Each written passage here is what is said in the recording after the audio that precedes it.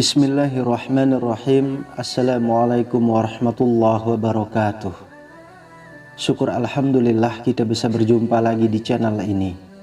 Sholawat dan salam selalu dan tetap tercurahkan kepada junjungan kita Nabi besar Muhammad sallallahu alaihi wasallam. Allahumma sholli ala sayyidina Muhammad wa ala ali sayyidina Muhammad. Harapan dan doa saya semoga saudaraku semuanya selalu diberikan kesehatan, dilapangkan rezekinya, diampuni dosa-dosanya, dan dipanjangkan umurnya. Amin ya rabbal alamin. Sahabat beriman yang dirahmati Allah, malaikat adalah makhluk ciptaan Allah subhanahu wa ta'ala yang sangat taat dan patuh terhadap perintah penciptaannya. Kehadirannya di rumah ternyata sangat penting sekali bagi para umat muslim, karena malaikat yang mengunjungi rumah akan membawa kebaikan bagi pemiliknya. Ternyata ada benda-benda yang bisa menjadi tanda atau sebab malaikat datang di rumah seorang muslim. Biasanya malaikat pembawa rezeki enggan datang di rumah yang ada benda-benda tertentu.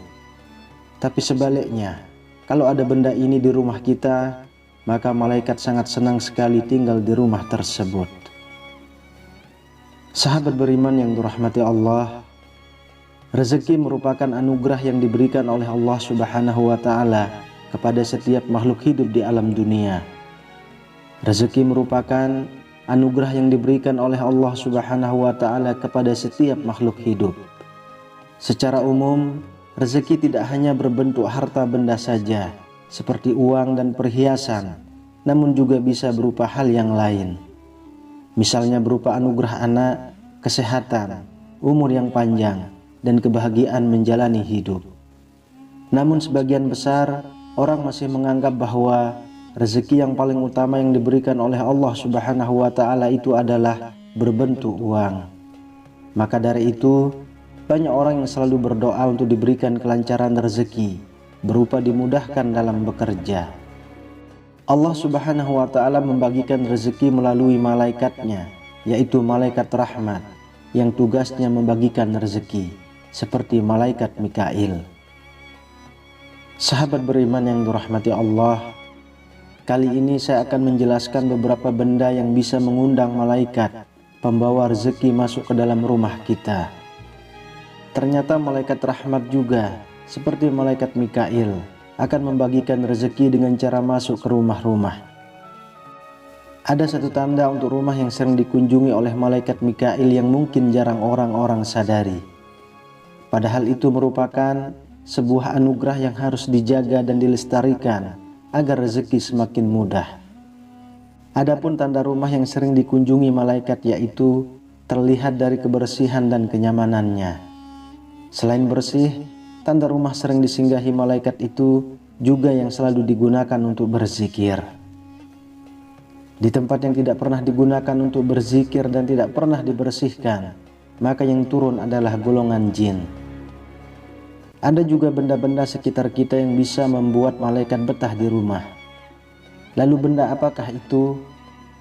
Yang pertama adalah speaker aktif yang menyalakan bacaan Al-Quran.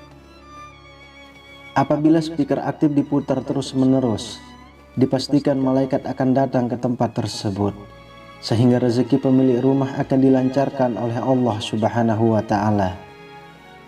Silahkan bisa Anda coba di rumah, menyalakan speaker aktif yang ada di rumah, lalu coba putar ayat-ayat suci Al-Quran dan dipadukan dengan rumah yang bersih. Dengan begitu, insya Allah, atas izin Allah subhanahu wa ta'ala, para malaikat Allah akan mengunjungi rumah kita. Lalu yang kedua, benda yang membuat malaikat betah adalah ayat suci Al-Quran. Malaikat sangat menyenangi rumah yang di dalamnya selalu ada lantunan ayat suci Al-Quran. Isilah rumah dengan bacaan Al-Quran, karena dengan cara ini, malaikat akan mampir mengunjungi rumah kita. Mereka akan bahagia jika mendengarkan ayat suci Al-Quran yang diturunkan oleh Allah subhanahu wa ta'ala untuk manusia. Tapi ingat, Al-Quran bukan buat pajangan saja. Memang benar, malaikat sangat suka kalau di rumah kita ada Al-Quran. Tapi bukan Al-Quran yang dipajang, tapi diamalkan. Yang ketiga, tasbih. Fungsi tasbih dalam Islam disebut sebagai sarana berzikir. Di samping itu, dengan menggunakan jari tangan sesuai sunnah Nabi, tasbih juga digunakan untuk berzikir seusai menunaikan ibadah sholat. Adapun bacaan zikirnya adalah Subhanallah, Alhamdulillah, dan Allahu Akbar, yang biasa dilakukan sebanyak 33 kali, dan bisa digenapkan menjadi 100 dengan La ilaha illallah wahdahu la syarikalah, lahul mulku wa lahul hamdu wa huwa ala kulli syai'in qadir.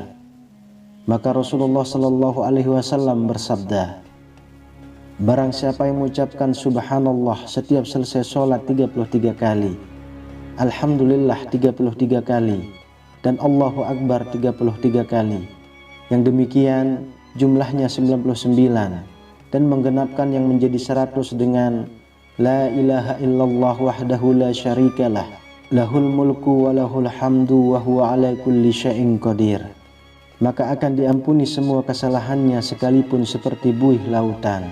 Hadis riwayat Muslim dari Abu Hurairah. Yang keempat, mukena dan sarung yang dipakai untuk sholat. Mukena adalah busana perlengkapan sholat untuk seorang perempuan muslim khas di Indonesia.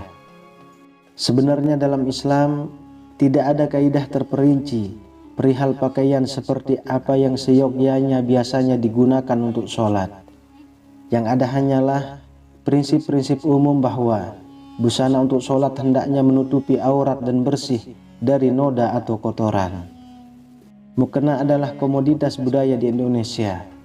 Konon merupakan hasil penyesuaian yang dilakukan oleh para wali zaman dahulu sesuai dengan prinsip dalam agama Islam. Prinsip agama Islam menerangkan bahwa seorang wanita muslimah harus berpakaian bersih, rapi, wajar, tidak berlebihan, tidak menyerupai pakaian wanita kafir, tidak menyerupai laki-laki, kainnya harus tebal, tidak diberi wewangian dan menutup aurat. Tidak jauh beda dengan mukena. Sarung merupakan busana yang biasa digunakan untuk kegiatan beribadah sholat, khususnya bagi kaum pria, di mana suatu rumah di dalamnya terdapat sarung dan mukena yang selalu dipakai ibadah, maka malaikat senang masuk ke rumah tersebut. Kemudian yang kelima, sajadah. Sajadah adalah salah satu piranti wajib yang harus dimiliki oleh umat muslim, yang terbuat dari bahan tekstil beragam. Sajadah adalah alat-alat yang digunakan untuk menjaga kebersihan selama menunaikan ibadah. Ukuran sajadah sangat beragam. Umumnya memiliki lebar dan panjangnya disesuaikan dengan postur tubuh ketika bersujud. Kata sajadah berasal dari bahasa Arab yaitu sajadah, yang memiliki arti masjid dan sujud. Jika ada sajadah di rumah kita yang selalu dipakai untuk sujud, maka malaikat sangat menyenangi untuk masuk ke rumah tersebut.